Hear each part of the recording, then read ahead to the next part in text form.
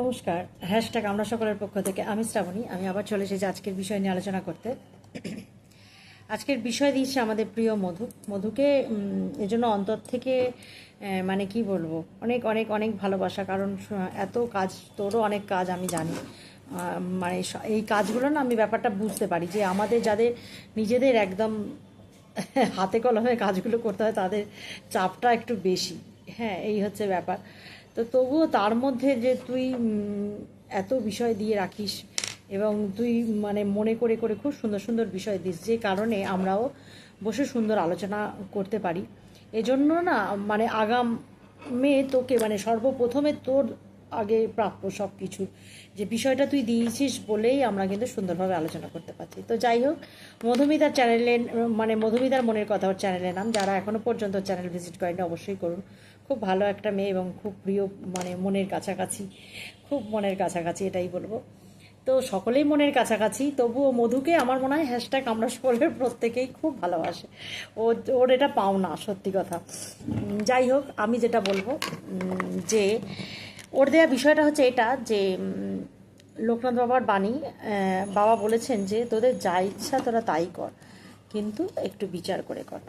অবশ্যই যে কোনো কাজই আমরা বারবার বলি না, এই যে আমাদের হ্যাশট্যাগ আমরা সকলের আমাদের আলোচনা, এটা হয়তো মনে হতে পারে একটা বোরিং আলোচনা। সত্যি কথা বলতে কি আজকে একটু বলতে ইচ্ছা করলো তাই বলছি, যে অনেকেই ভাবে দূর কি ওরা একবারে এক এক করে বক বক করে, একই কথা বলে সবাই মিলে। কিন্তু একটু যদি ভাবে না কেউ যে ঠিক আছে, কথাটা যদি একটু শোনার সময় থাকে কারোর, যদি আমি তো যতটা পারি সম্ভব চেষ্টা করি যে ছোট্ট করে আলোচনা করার, কারণ মানে একদম মূল কথাটা যাতে কেউ বুঝতে পারে। কিন্তু দিদিভাইয়ের আলোচনা, দিদিভাই ভেঙে খুব সুন্দর করে বুঝিয়ে দেন। যে কোনো আলোচনারই যে তাৎপর্য, আসল তাৎপর্য ব্যাখ্যা যদি কেউ শুনতে চান, তো তিনি অবশ্যই রঞ্জনা সেনগুপ্ত চ্যানেলে যাবেন, শুনবেন। কবিতার কলতান খুব ভালো বলে, কবিতা দিদিভাই এরা এত সুন্দর বলে। আমি মানে আমার যদি সময় থাকে তো আমি আগে ওদেরটা দেখে নিই, তবে এখন আমার সময়টা হাতে খুব কম বলে আমি ওদেরটা একদম সেই রাত্রে গিয়ে দেখি। যদি কিছু না, আমার না বলতে এগুলো কোনো দ্বিধাও নেই, যদি কিছু না বুঝতে পারি তো আমি নয় দিদিভাইটা নয় কবিতাটা এদেরটা দেখি যে কি বলতে চেয়েছে। এক যদি কেউ দিয়ে দেয়, যদি কেউ না দেয় তাহলে আলাদা কথা, কিন্তু এই এখন এই মুহূর্তে না আমার একদম সময় হচ্ছে না। তাই জন্যই আমি চেষ্টা করছি খুব ছোটো করে বলার, যতটা মানে আমার বোধগম্য আর কি। মানে মহাপুরুষদের জীবনী বা বাণী নিয়ে ব্যাখ্যা করার মতন ক্ষমতা আমাদের নেই, তবুও এটা অতি সাধারণভাবে, যেহেতু লোকনাথ বাবা আমাদের মানে খুব আমাদের জন্মের খুব কাছাকাছি। উনি মনে হয় আমাদের পরম ঠাকুর শ্রী শ্রী রামকৃষ্ণদেবেরও পরে নাকি, আমি ঠিক মানে বুঝতে পারছি না। যাই হোক, আমার না এই যে লোকনাথ বাবার যে মাহাত্ম্য কথা, বা এখন যে এত লোকনাথ বাবার পুজো হয়, আমাদের ছোটোবেলায় কিন্তু আমি এতটা দেখিনি। লোকনাথ বাবার পুজো এতটা কিন্তু দেখিনি, একটু যখন বড় হয়েছি তারপর থেকে আস্তে আস্তে এক একজনের বাড়ি। কিন্তু এখন আমি যেটা দেখি, যেন মনে হয় প্রতি ঘরে ঘরেই লোকনাথ বাবার একটা মাহাত্ম্য, একটা কথা সমস্ত ছড়িয়ে পড়েছে। এটা না এক একজনের এক একটা, যেমন একটা সময় ছিল আমি দেখতাম খুব বড় বাবার মানে আমাদের যে বড় ঠাকুর শনিদেব, ওনার পুজো হতো। তার পর মুহূর্তে কিছুদিন পরেই আবার দেখতাম মা কালীর পুজো হচ্ছে, সত্যনারায়ণ হচ্ছে ঘরে ঘরে। এগুলো না ছোটোবেলা থেকে দেখে দেখে বড় হয়েছি। তারপরেই লোকনাথ বাবার পুজো, তারপরে এখন যেমন খুব আবার এটা দেখি যে হনুমানজির পুজো খুব একদম মোড়ে মোড়ে মন্দির হয়েছে, প্রচুর মন্দির হনুমানজির হয়েছে এখন। আগে কিন্তু এত ছিল না। এগুলো হচ্ছে ব্যাপার, সবটাই মানুষের মনের ব্যাপার, আমি এগুলো বলি। কিন্তু ওনাদের যে বাণী, এগুলো মনের ব্যাপার না, ওনাদের যে বাণী আমাদের সবসময় সেগুলো থেকে আমাদের শিক্ষা নিতে হয়। শিক্ষা আমরা যাতে পাই, সেই জন্য ওনাদের বাণী রেখে গেছেন আমাদের জন্য, আমাদের সাধারণ মানুষদের জন্য। আর হ্যাশট্যাগ আমরা সকলের, আমরা যারাই এর আগে আলোচনা করেছি তারা প্রত্যেকেই প্রায়, আমরা বারবারই বলি, আমাদের মানে দূর দূরান্তে আমরা থাকলেও আমাদের না মন থেকে একটা একজনের মনের সাথে আরেকজনের একটা সংযোগ রয়েছে, এটা নিয়েও কিন্তু একটা বিষয় হয়েছে। তো এইভাবেই ওনারা যে বাণী আমাদের মধ্যে রেখে গেছেন, এটা এটা আমরা বারবারই বলতাম যে আমরা সমস্ত কাজের শেষে আমরা কিন্তু নিজেদেরকে চেক করব। প্রত্যেকেই আমরা যদি নিজেদেরকে চেক করি, রাত্রিবেলায় বিছানায় বসে অন্তত যদি 2 মিনিটও ভাবি যে সারাদিনে কি করলাম, বা 5 মিনিট যদি ভাবতে পারি যে সারাদিনে কি করলাম, তাহলেই কিন্তু আমাদের নিজেদের ভুলটা একটু হলেও নিজেদের চোখে ধরা পড়বে। তো সেরকমই ঠাকুর বলে গেছেন যে, রঘুনাথ বাবা বলে গেছেন যে যা করবি কর, কিন্তু একটু বিচার করে কর। এই যে বিচারটা যখনই আসে না আমাদের মধ্যে, যে একটু বিচার করে করব, তখনই কিন্তু আমরা সঠিক কাজটা করব। যে কোনো কিছু দেখবেন একটা যখনই আমরা কোনো পুজো করতে বসি, যে দৈনিক পুজো, যেমন যদি বাড়িতে একটু সত্যনারায়ণ দিই, বা বাড়িতে মা লক্ষ্মীর একটু পুজো করছি, বা কি গণেশ চতুর্থীর এই গণেশ ঠাকুরের পুজো করছি, সঙ্গে সঙ্গে দেখবেন আমরা সমস্ত কিছু ধোয়া ধুই পরিষ্কার মাজা, যাতে কি আমাদের একটু এই যে আচার বিচার এগুলো কিন্তু দরকার, জীবনে এগুলোও দরকার। তো আমাদের কি হয় তাহলে যেন আমরা ভুল না করে ফেলি। এই জন্যই তো আমরা এত বিচার করি যে না বাবা কিছু যদি ঠেকে যায় কিছুর সাথে, না বাবা এটা এটা একটা মনের মধ্যে আমাদের এসেই যায়। কিন্তু যে কোনো কিছু যখনই পুজো আচ্ছা করবো দেখবেন একটু আমরা ধোয়াধুয়ি পরিষ্কার পরিচ্ছন্ন এটা আমরা করবো। সে কেউ কম করে কেউ বেশি করে, কারণ আমার মনের মধ্যে হয় না। কিন্তু আমি এটাকে বিচার আচার বলে এইভাবে দেখি না, আমি দেখি যে শুদ্ধতা। সব কিছুর মধ্যে যখনই একটা শুদ্ধতা এসে যায় তখন না আপনা আপনি মনের একটা পরিবর্তন এসে যায়। আমি এটা বুঝি, মানে এটা আমার দেখে খুব ভালো লাগে। ছোটোবেলাতে আমাদের তো গ্রামে বাড়ি, আমি বারবারই বলি যে আমাদের গ্রামে বাড়ি। একবার ওই কালী পুজোর দিনে না আমাদের ওই আউশে পৌষে ধান দিয়ে লক্ষ্মী পুজো হয় বাপের বাড়িতে। তো একটু বলছি আর কি, যে তখন কি হয়েছিল, আমি একবার আমার মেজো মাসিমার বাড়ি গেছি, আর আমি কিছুতেই থাকবো না কালী পুজোর দিন, আমি কিছুতেই থাকবো না, না আমায় বাড়ি দিয়ে আসতেই হবে বলে আমার দাদা দিতে এসছে।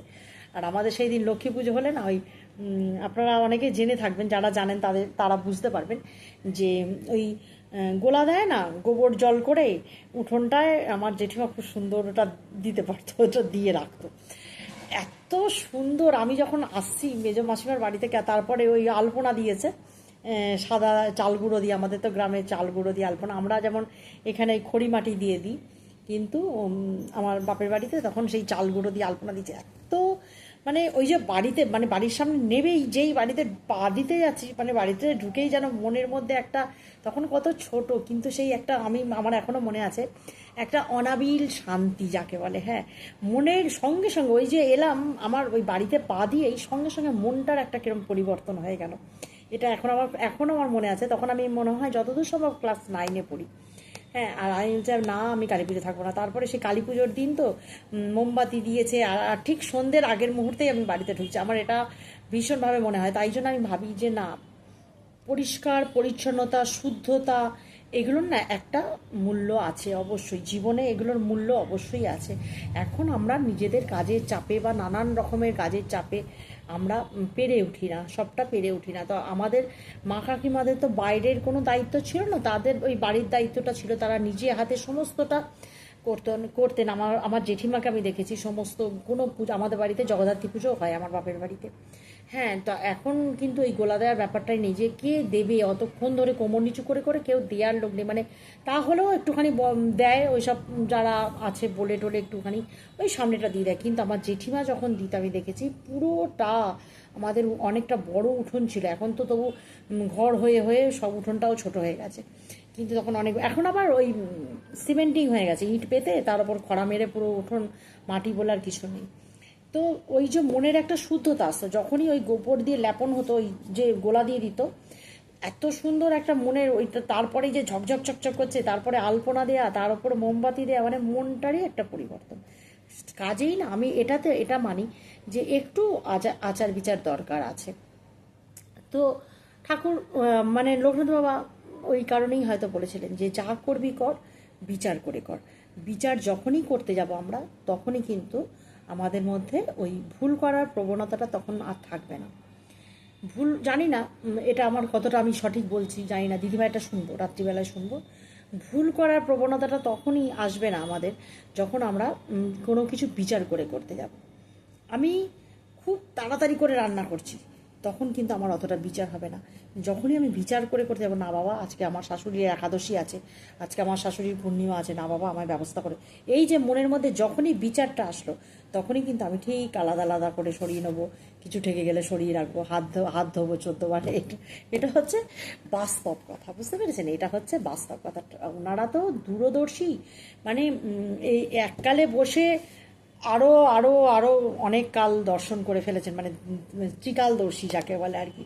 হ্যাঁ, তো এই যে দূরদৃষ্টি সম্পন্ন মানুষ, ওনারা জানতেন যে ভবিষ্যতে কি হতে চলেছে, সেই জন্যই ওনারা এই ধরনের কথাগুলো বলে গেছেন। কারণ ওনারা জানেন যে যদি আমরা এটা ওটা সেটা বলে দিই, এখনকার মানুষের অত সময় নেই, তারা এত কথা শুনবে না।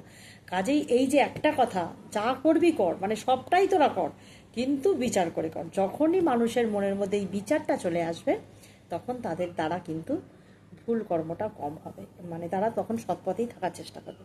এটাই বললাম, এতটাই মনের মধ্যে আমার এটাই এলো। যাই হোক, আজকে এ পর্যন্তই। আবারও আসবো অন্য কোনো দিন অন্য কোনো আলোচনা নিয়ে। মধুকে অসংখ্য ধন্যবাদ আবারও, মধু খুব সুন্দর বিষয় দিয়েছে। আমি এখন সকলেটা শুনতেও পাচ্ছি না, সত্যি একদম সত্যি কথা বলছি। এই জন্য তোমরা আমাকে কেউ ভুল বোঝো না বা মানে কোনো কিছু মনে করো না, কারণ তোমরা সকলেই জানো আমি এর আগের বছর পর্যন্ত আমি ভিডিও করে করে দেখিয়েছি যে আমার ঠাকুর হচ্ছে হচ্ছে, কিন্তু আমি এবারে সেইটুকু সময়ও পাচ্ছি না। মানে এত আমি মানে আমার শাশুড়ি মা, বলছি না শাশুড়ি মা আগের বারেও আরও একটু ভালো ছিল, এতটাই শাশুড়ি মা নেই। মানে আমি হাড়ে হাড়ে বুঝতে পারছি যে হ্যাঁ, একজন মানুষ থাকলে কতটা উপকার হয়। মানুষ তো ভাবে যে নিজেরা থাকবে, একা থাকবে, একা থাকার এটা আলাদা, আর সবাইকে নিয়ে থাকার ব্যাপারটা আলাদা। শাশুড়ি মা অনেকটা হেল্প করতেন আমাকে। এখন সেইখান থেকে আমার এই যে আমি মানে দোকান থেকে আসি, এসে একটুখানি সময় পেলে তবেই পাঠ করি, না হলে আর হয় না। তো চললাম এ পর্যন্ত।